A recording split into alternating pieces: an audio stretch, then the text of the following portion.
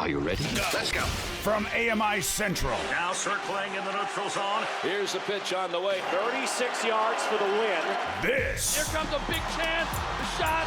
Is this the dagger? The neutral zone. Home run. Good. This is as good as it gets. Now, here's your host, two-time Paralympian, Brock Richardson. What's going on? It's time for another edition of the Neutral Zone. I am indeed your host, Brock Richardson. Coming up on today's show, we're going to release yet another one of our interviews that we did at the Canadian Paralympic Committee Summit. This time we speak to para-canoe athlete Breanna Hennessy. I also have some updates for you as to what she's been doing in the world lately, as she was at an international event recently. Plus, we're going to be chatting about hockey and what that's been like, as there are no more Canadian teams in the event. So all that coming up and much, much more. You never know what happens when you enter the neutral zone. You know it. Let's get into our headlines. Neutral Zone headlines. The 2023 draft lottery order has been confirmed, and as our friend from the show, Ryan Bennett, is very pleased that the Chicago Blackhawks will pick first in this year's NHL draft, which will be held in Nashville later this year. All things are pointing to Connor Bedard of the Regina Pats in the Western Hockey League will be picked first overall in this draft. The Para Ice Hockey National Championships will take place this weekend in Montreal, Quebec. We encourage you to go to www.parahockey.com/fr/index.html for all of the details, including results and the live feed information. I have had a chance to enjoy this particular event in person when it was here in Elmira, just outside the GTA not too long ago, a few years ago. And I definitely encourage anyone who is local to this to go check it out. We wish everyone the best of luck this weekend. The Goalball National Championships recently wrapped up in Ottawa. Here are the final results. Women's side, gold, Team Ontario. Silver, Team Nova Scotia. Bronze, Team Alberta. On the men's side, gold, BC. Silver, Alberta. Bronze, Ontario. We congratulate everybody on their success and wish them all the best in their future endeavors, as national championships usually signifies people are going towards Team Canada. Wheelchair Basketball Canada and CBC Sports will be providing streaming coverage of the Ottawa Invitational Wheelchair Basketball Tournament coming up on May 17th to 21st. The event will involve Canada, the Netherlands, and USA as each team prepares for this summer's IWBF World Championships taking place in Dubai. This particular event, the Ottawa Invitational Wheelchair Basketball Tournament, will take place at the Raven's Nest at Carleton University in beautiful Ottawa, Ontario. Good luck to all teams. Those are your headlines for this week, and sometimes I need a little bit of inspiration as to what we're going to talk about in the beginning of the show, and today that inspiration came from our very own Claire Buchanan, who tweeted the following: at Edmonton Oilers, you might want to add, if you are able, when you are telling people, in capital letters, to stand for the national anthem, end statement. So my question for you guys today is, does the language used in public address announcers situations offend, bother, make you lift an eyebrow as to what terminology they may or may not use? Cameron, start with you.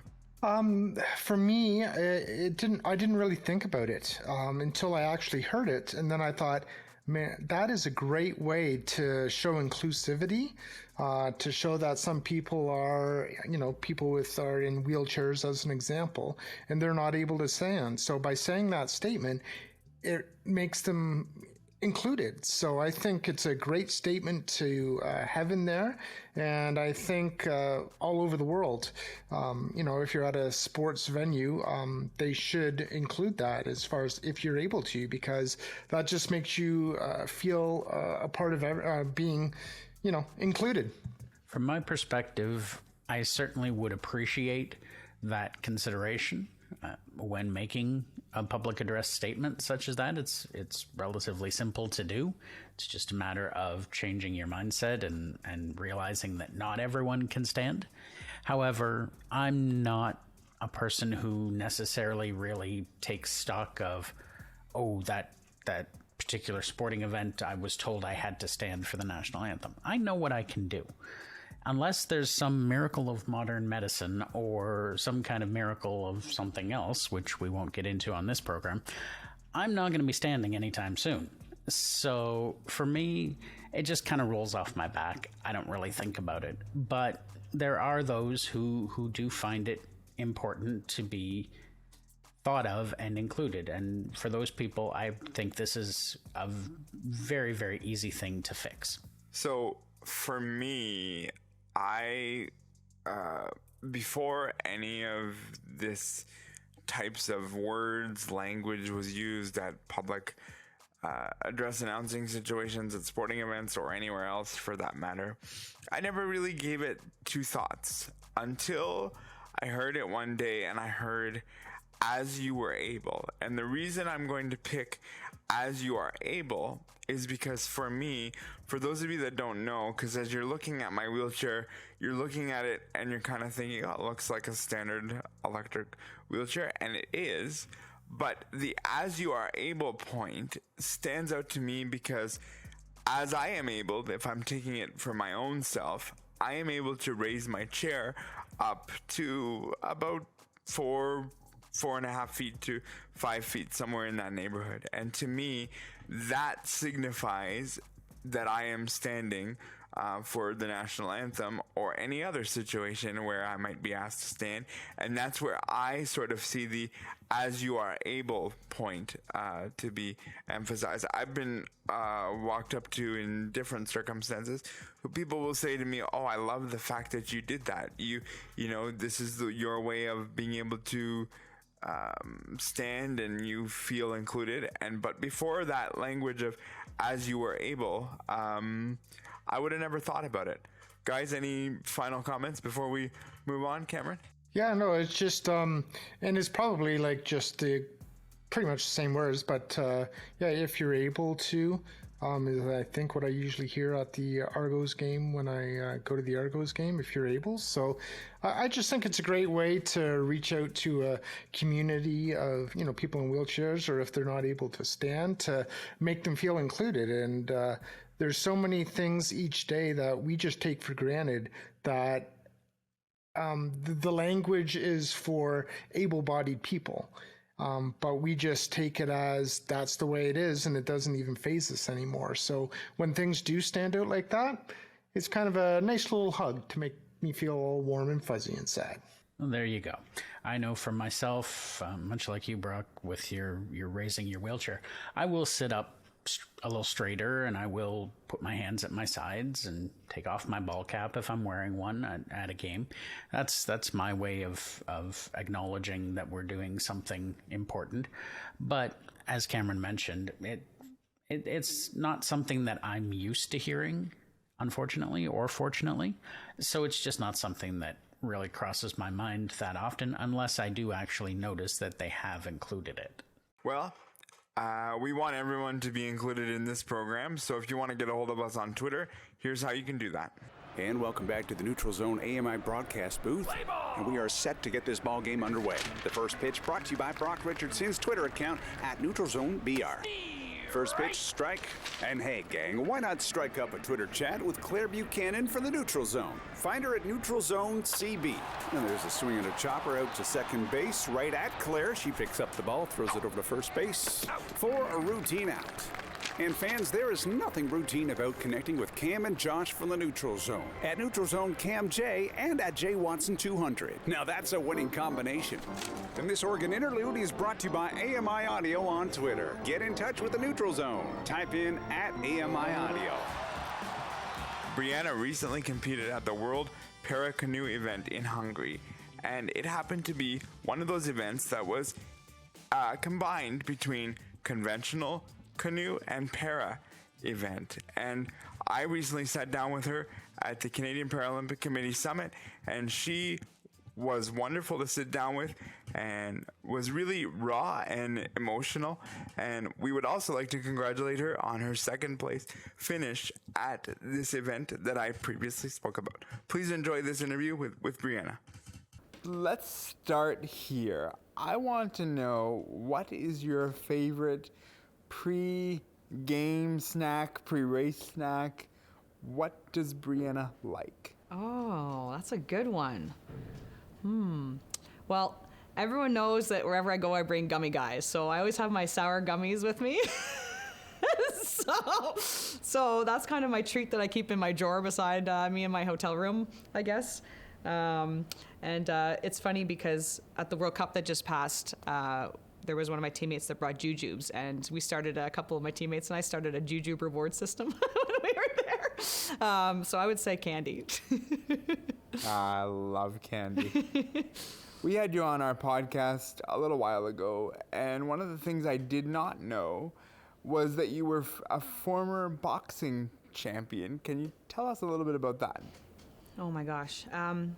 Well, my dad's cousin is Gail Kerwin, and I think he was 8th in the world at one point. So I do have boxing in my family. But I got started in boxing, and I fell in love with it. It was contact like my other sports. It was my first individual sport that I had ever done, and I had never put myself to that kind of, I guess, challenge in my life before. I remember meeting my coach and telling him, "Oh, I've ran down the rugby field with 4 girls on my back," and he said, "Just wait for 30 seconds on the heavy bag," and I didn't believe him. And when I started training, I had never pushed myself to those kind of endurance points in my life. So it's a sport that I very much respect now. That takes a lot of hard work and tenacity. Yeah. Most sports, there are transferable skills. Now, obviously, all of your other sports, you're not exactly, punching people or fighting with them.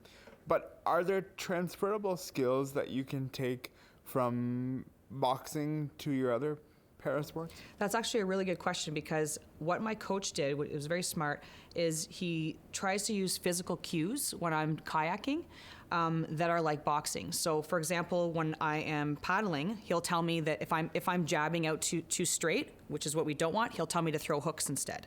So it kind of gets my boxing brain back into momentum, and we use kind of some of those cues from boxing to paddle and get that precision with both my arms when I'm kayaking. Yeah.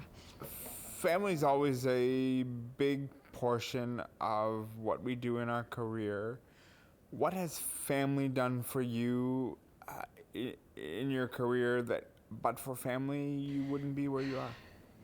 Well, I grew up with both my parents being in elite level sports, playing on national level football for over a decade each, and so I grew up with them as my role models, them showing me that the determination and your self-discipline and your work ethic is so very important, and in the higher intensity, I guess, contact sports. But my parents have been my biggest cheerleaders too, and I learned that at a very young age that it's important in a family unit to support each other, and I think that was the first sense of team that I was taught at a very young age, and maybe that's why I fell in love with team sports so much, because you rise and you fall together. But for me, I mentioned in a couple of my other interviews that I lost my mother quite recently. And she was my rock. She was my number one fan, and she's for me the ultimate image of strength, and in everything I do, in and outside of sport. So, without my family there, I definitely wouldn't be where I am now. And I have a paddle family now, and I have a rugby family now, and these are the kind of communities that I love to try and share with anyone that has disabilities or that's going through their traumatic event and they haven't maybe yet connected with a new passion. Is there are some very welcoming and loving communities out there to connect with.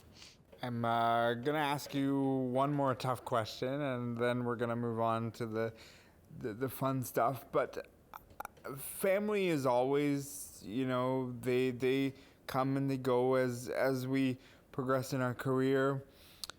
And families use the words I'm proud of you. And sometimes it's because, we got a good mark on something we did, and it's the thing to say in the moments in life where you've done something good. I feel like parasports is a different realm. And what I mean by that is that there's always that moment where you feel the support of your family, where someone puts their hand on their shoulder and says, Breanna, I'm proud of what you've done. Do you have a moment where that really hit home for you? Yeah, I think with my dad, so I think he had the most difficult time with accepting that I was going to have permanent disabilities after my accident. When I first started wheelchair rugby, he came to my games, but I could just tell I wasn't getting his heart and passion into it, which is what I need to keep my heart beating. And it was a very difficult time for me because I was still trying to accept who I was too. And for me, when I came back from World Championships last year with my silver in canoe and my bronze in kayak, and my dad was in the backyard, he was just doing some gardening, and I came around back and I pulled out my medals and he took them out of my hands, and he started crying. We're big sucks in my family. We're super passionate and emotional. My dad is an English teacher, so everything has sentimental value. But it was the first time that I really felt like he was proud of me since my accident, so it meant everything to me, yeah. Cool. I love that story. So you also play wheelchair rugby. Can you tell us a little bit about how that came to be? So that was the first parasport kind of that I tried. So when I was at the Ottawa Rehab Center, the Ottawa Stingers, that was my first contact with parasport. I used to go down and watch them play wheelchair rugby.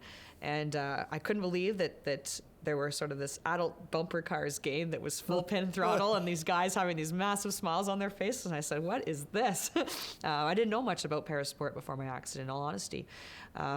So it was these guys that really got me in a chair and really got me going. It was these guys that took me out of my depression and just, gave me a bit of normalcy back in my life that was no longer normal at all. So I have to give my heart to my rugby boys back home, yeah. I think there can be a level of rugby, as you mentioned, being this crash bang game. And do you feel as a woman that you have had some struggles because it can be perceived as a man's game, quote unquote? Have you had some struggles? And if so, how have you overcome that and proven, listen, I belong, just because I'm a woman means nothing. I like adult, bumper cars. This is fine. I think because before my accident, for me personally, I was always in contact sports, always in male-dominating sports. Even when I went to the boxing gym, I remember spending the first year with nobody looking at me in the eyes, and nobody even saying hi to me. And it sounds kind of crude, but hear me out. In boxing, it's like a brotherhood. And you realize that in lots of other sports, you go there wanting respect, but with boxing, you earn it. I spoke at so I play for the Tampa Generals, or Warriors, in the U.S., and it's a team of war veterans. So you have to understand that at first, when I was, a blonde ponytail coming into onto their team, I knew I'd have to prove myself. But I did have the experience of with the boxers in boxing.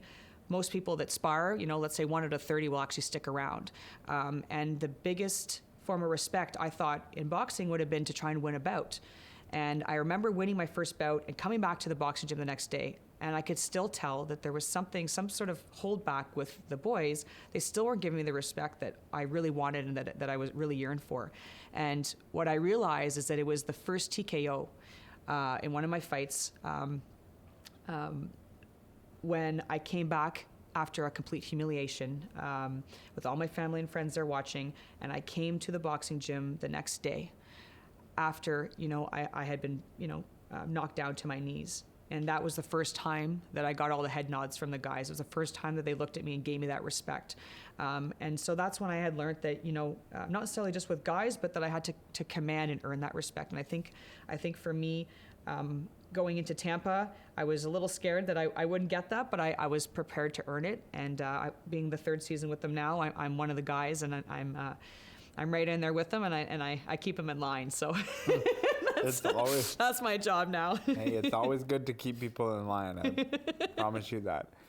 We had you on the Neutral Zone a while ago, and one of my favorite stories was from your coach and mentor. And one of the things you said to me when we first started to do this interview was that we haven't talked about this yet today. And so for me, I'm honored to bring this out. You're probably in your 8th or 9th interview, whatever the number is. And I know we talked about it, but this is going to go out to a wider audience. And so I really would like you to tell the story of your mentor coach and what that meant to you. So I'll probably get emotional again. But I was lucky enough to qualify, to be the only Canadian that qualified in paracanoe and kayak for Tokyo, for Canada. And I was even luckier to have my coach, Joel Hazan, come with me, through that journey all the way to Tokyo. And I'll tell you, as much as I'm still learning so much now and have so much to learn, in those moments, I was, under a year that I had been doing that sport. So it was a lot of pressure, a lot of expectations I put on myself. I'm harder on myself than anyone can be, but in those moments in Tokyo, and he knew that me going into this, I would be very overwhelmed. And so when we arrived in Tokyo, we actually did a training camp in Komatsu beforehand, so we had a few weeks. But he gave me a book, The Power of One. And I read it, and he told me, you have to find the saying in this. I'm not going to tell you what it is, but I'm going to be telling you this before your races. So I knew I had to get this book done before the competition started, and I hadn't actually read a book since my accident. It's very difficult for me, so I had to get some help. But anyhow, what it came down to was before my race, when I was about to leave the dock, sorry. All good. My coach would get down on his knee and he'd put his fist over my heart. And he would say, what are you going to do? It's a 200-meter race, so what are you going to do in the first 50 meters? And I would say, you have to go with your head. And he said, what about the next 50? I said, you have to go with your head. And then he'd say, what about in the last 50? And I said, first with your head, then with your heart. So that's kind of what we did every one of my races. So I knew I had him right here on my shoulder riding with me all the way down that race course.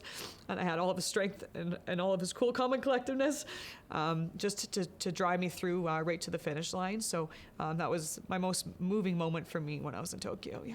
What has Parasport done for you that, but for being involved in it, you would not have had happen?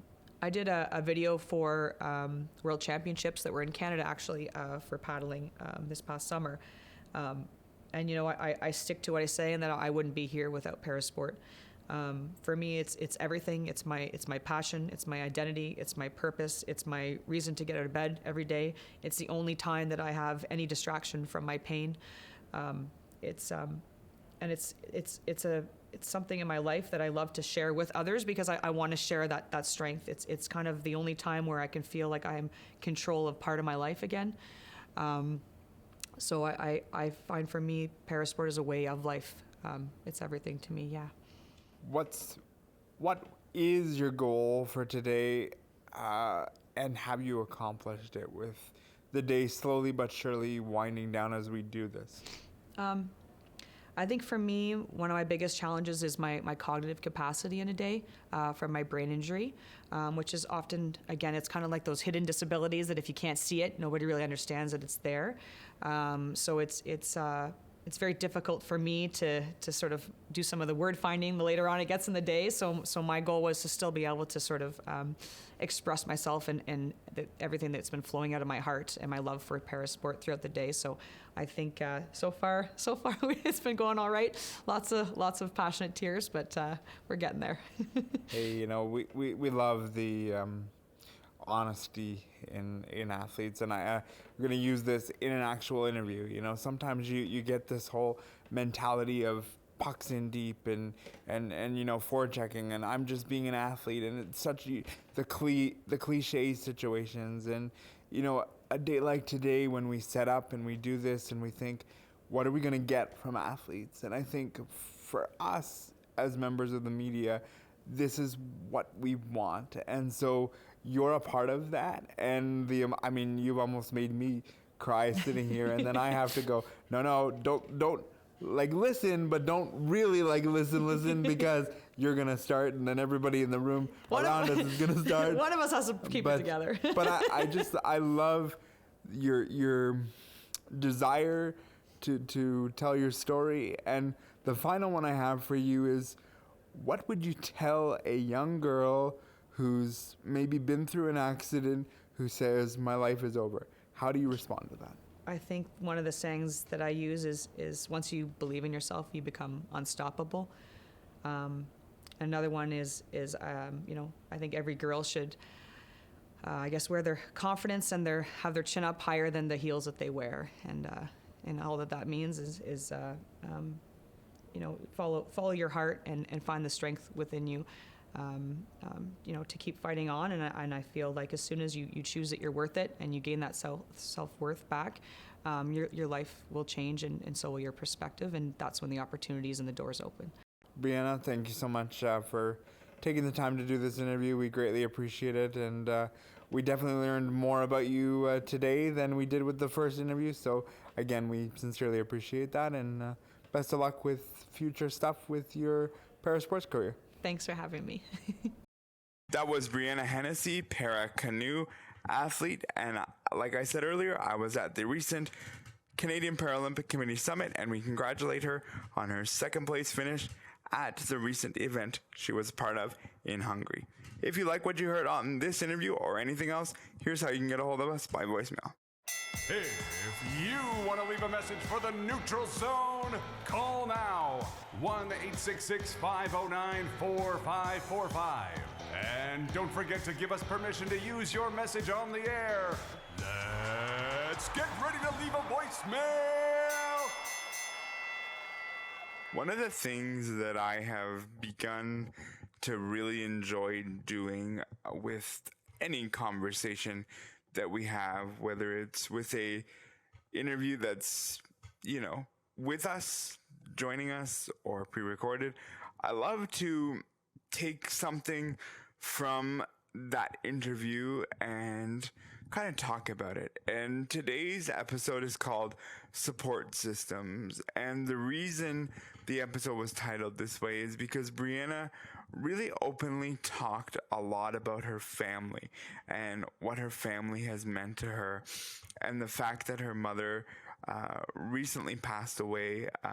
At the time of that interview, it was in around a month when she passed away, and she really talked about the support of her mother and her mother being always there sort of with her and alongside of her. And for me, this really made me step back and think the support systems that I had, that I was a part of.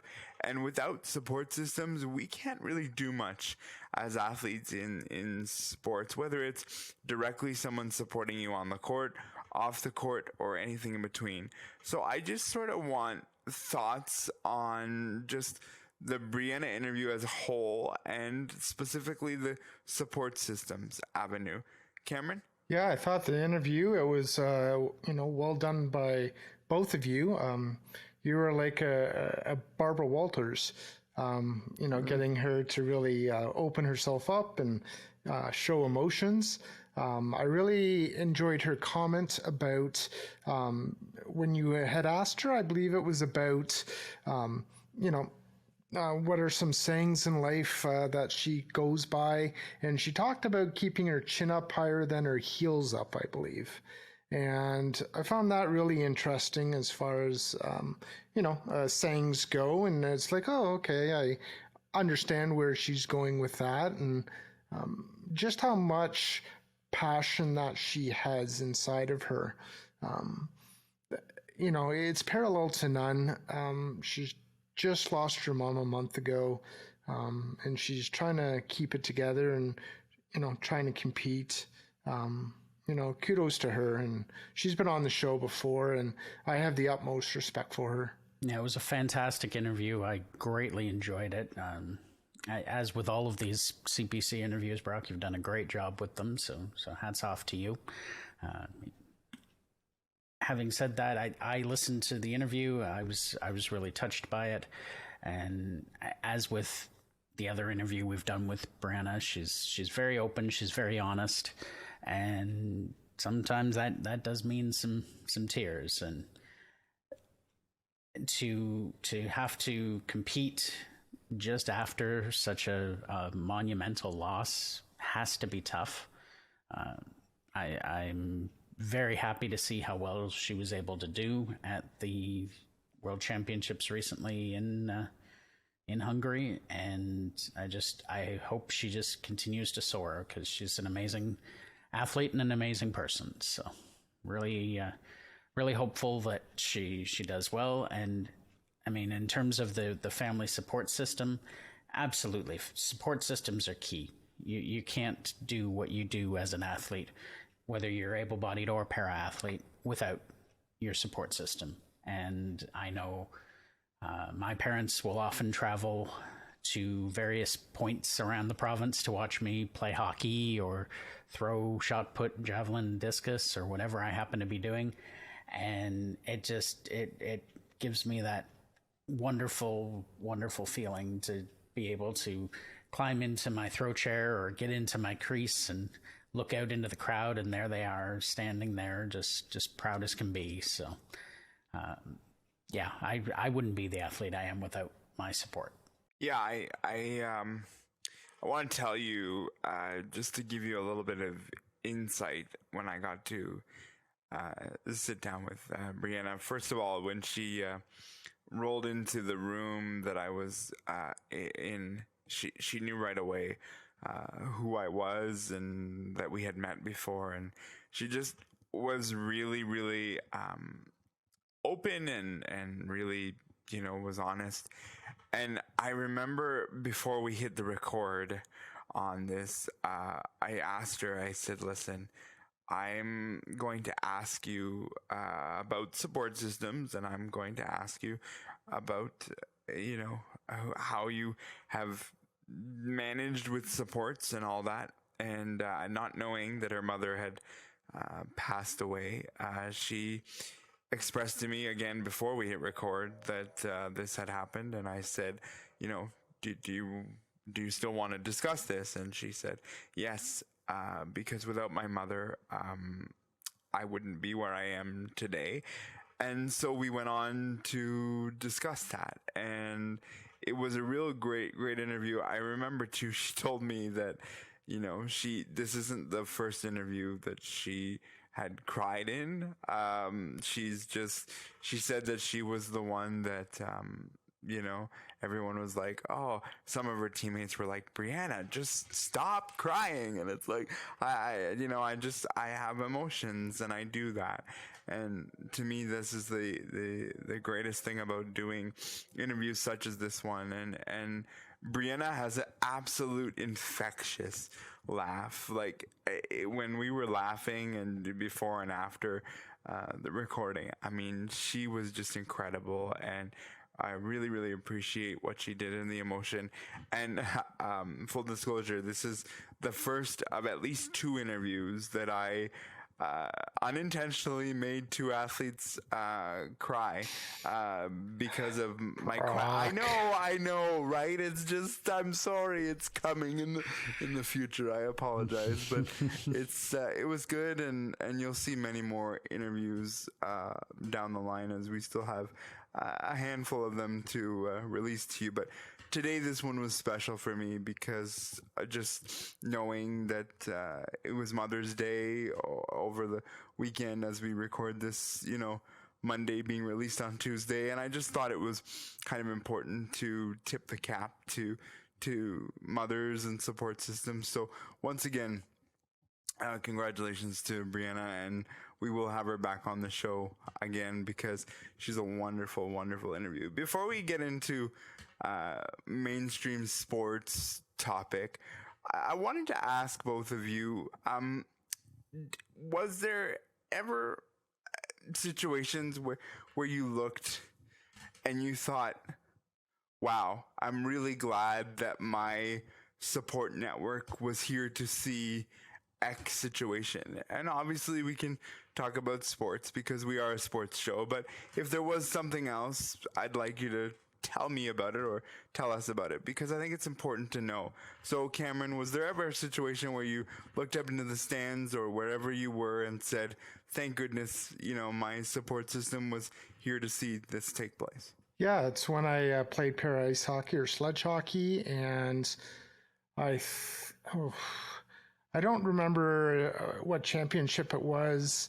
Might have been Collingwood, and I didn't think my parents would be coming because of snow and, that type of thing. And I ended up finding out that they were in the stands and they were watching me play. And in my career as a goalie in para ice hockey, the tournaments, those were my jam. Those were, for some reason, I was the best when I was playing those tournaments. So it meant a lot to me that they were there, and I think we got a silver medal, if I remember correctly, that time.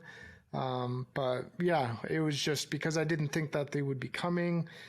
That was such a joyous moment for me, and I was really, happy that my support system or my parents were there for me. So that's one off the top of my head that sticks out to me. Yeah, for me, the one that probably stands out, I would say, the most was a very recent event, actually. And not only my parents were there, but Brock, you and Catherine and possibly Megan made the trip down as well to Oakville to watch us play in a semifinal hockey game. And it was just, it was a crazy game. It was a situation where we were tied at the end of regulation. We played overtime, and then we ended up in, I believe it was a 5-round shootout. And being the goalie for the para ice hockey team, it kind of falls on your shoulders when you get to shootout time. And it was just like, it sure as heck I am does. so glad everyone's here, because I am either going to need people to celebrate with, or I am going to need people to pick me up off the floor, because I am going to be feeling like crap. And just everybody was there. Everybody watched. We ended up bringing home the gold medal in the league championship this year, which was very exciting, but we couldn't have gotten there without that particular game.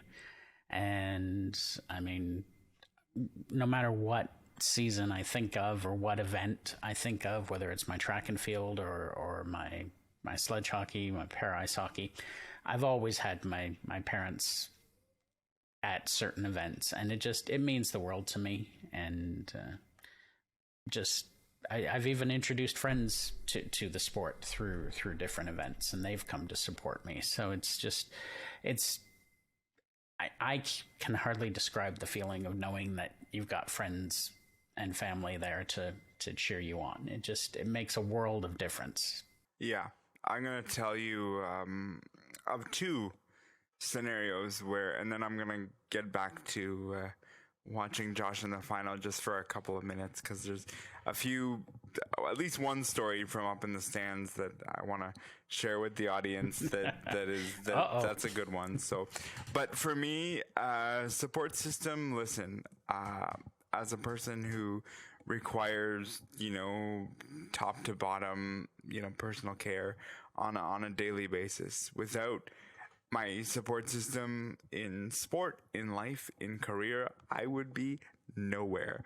I do not look as good as I do on any merit due to the fact that I do it. It's because of my support system that put me up and make sure that I'm dressed nicely before we do these things or any other thing. So support systems are a big deal. But for me, it's two situations. One was in the Paralympic Games when my father said to me once when we were having a training camp, and he comes in off the court and to get my equipment and bring it back for another end. And he says to me, "Oh, you do actually listen to what I say. You do actually take in what I say. You do this as well." So it's really an interesting thing when you have dynamics of your father being on the court with you. The second one was one in Beijing, China, when we went for the World Championships, and I just struggled and struggled and struggled, and it was very tough. It was very hard, and I ended up beating by, I don't know what, by luck, by skill, I have no idea, but I ended up beating the number 2 guy in the world at an event that I just couldn't hit the broadside of a barn. And I have a picture, and if you zoom in on the picture that you're looking at right now, you can see there's one in the left corner as you're looking at it, and that's me with my mother, and my mother is in the background almost with tears in her eyes because she knew how much of a struggle it was for me, that event, and I was able to do it and do it well. So I appreciate all the supports that I've ever had, and without support systems, you will be nowhere in life and in sport. Before we move on from this, I just wanted to mention I met Josh's parents about a year and a half ago, and we've become, relatively good friends. And I was standing up in the stands in this final with Josh's parents, and the periods kept ticking by, and Josh's father was just a ball of nerves, and Josh's dad turns to me and says, Cam knows my dad too. Yep. I was going to say, that's Mr. Watson. Great guy. Ball of nerves. And I remember turning to Russ and saying, are you going to be okay? And he said, yeah, I'll be fine. Josh has only made me cry once in his career. And I said, will it only be once if he wins a gold medal? And this was about halfway through the third period, and they won. And I turned back to Russ and I said, how about now? Are you going to cry? And he looks at me and he goes, shut up, and turns around and walks the other way. And it was just the moment that I just loved it all. Well, you got to put him on the spot like that. It was so fun, and the joy that we all had, it was great. So we appreciate it, and I'm sure if Russ can listen to this, he'll be so thrilled that I put that out there. But yeah, it's all good, and you need your support I'll system. never hear the end of it. Absolutely. Let's talk a little bit about the NHL playoffs. We don't have any Canadian teams left. Your thoughts on that as a whole, Josh? I'm a Leaf fan. We all know this. We're all Leaf fans, I think. So I'm very disappointed.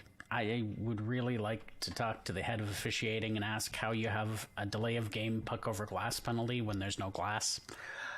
But you know what? At the end of the day, it's a situation where, unfortunately, these two teams that we had left, Edmonton and Toronto, just weren't quite good enough. Now, I think Edmonton probably had a better opportunity to beat Vegas than maybe Toronto did, but I don't know that for sure. I'm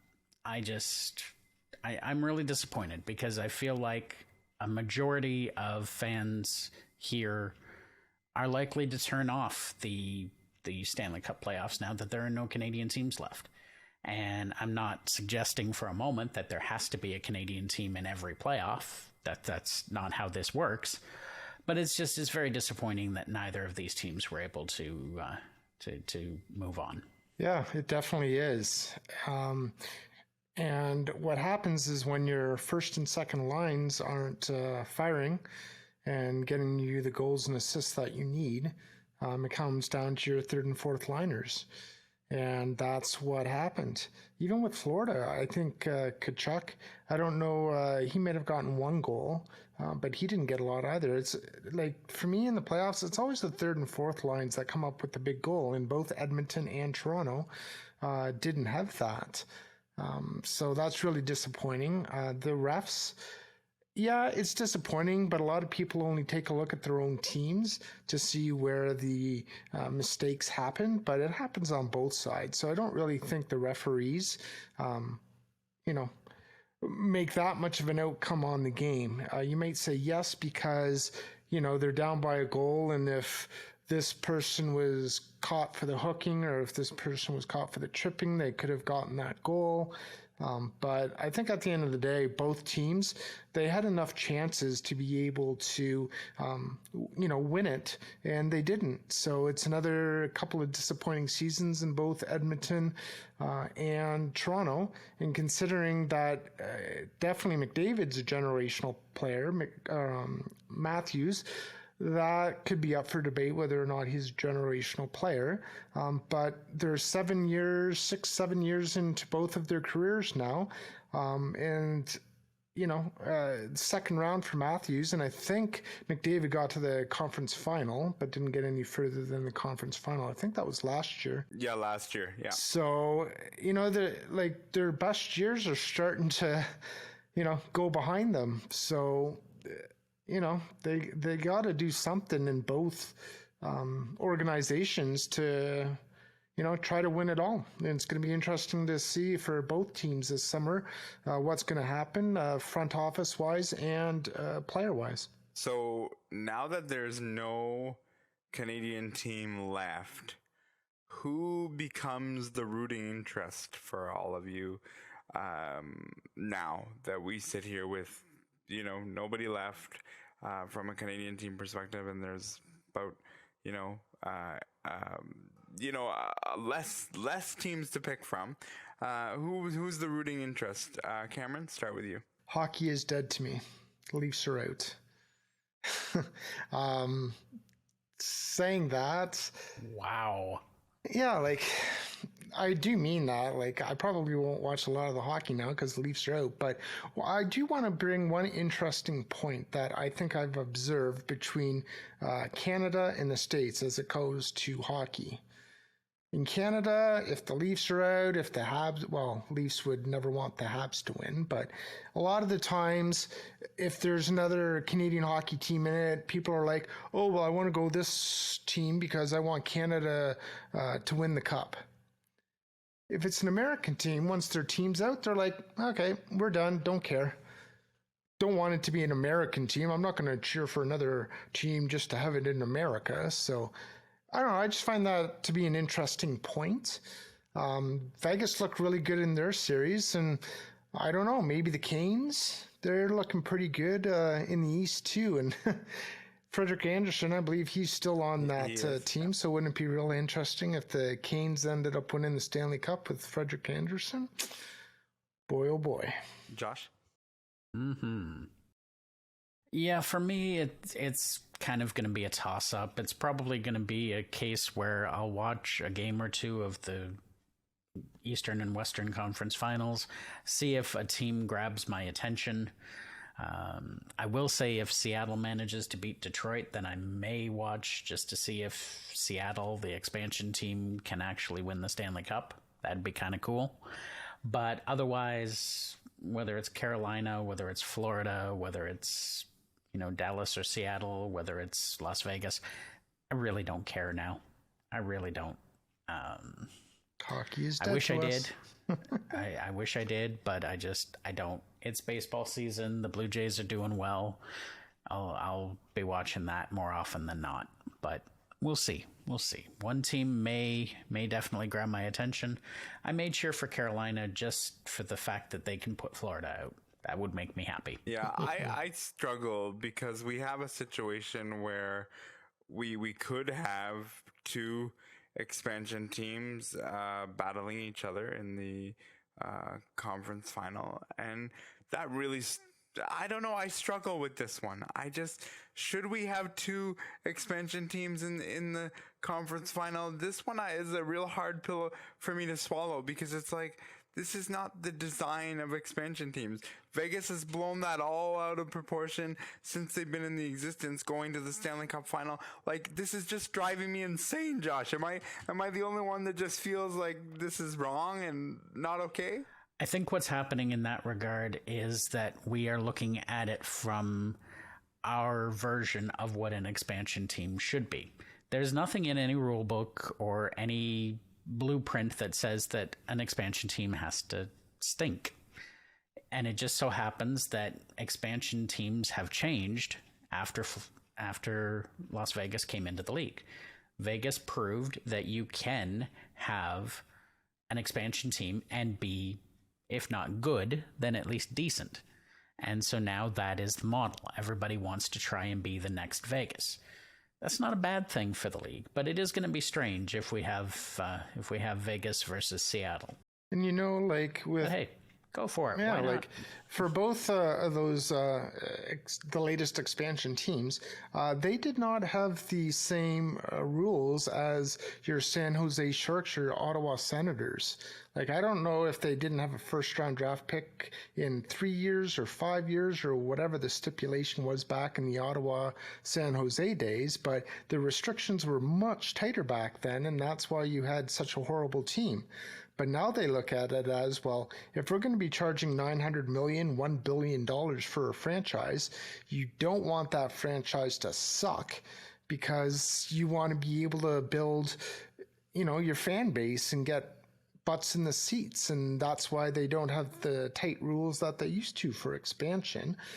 Because, you know, if your team sucks for 5 to 10 years, who's going to keep up with it? And then that money is not, as you point out very accurately, if your team doesn't do well, that means that you're not making the revenue back of what you charged to get that expansion team. I do get it. I just don't like the way, I guess I have a hate on for Vegas, to be honest, because I don't like the way, you know, George McPhee and the ownership group did that. It was very much of a bullish kind of way of doing things. If you don't give me this, it was smart of them. No, it's called negotiation. It was awesome that they did it. Sure, if that's the way you want to put it, that it was negotiation, but it was. But I think it was a little bit of an aggressive ploy, but in the end he got what he wanted to do, and that's fine, I guess.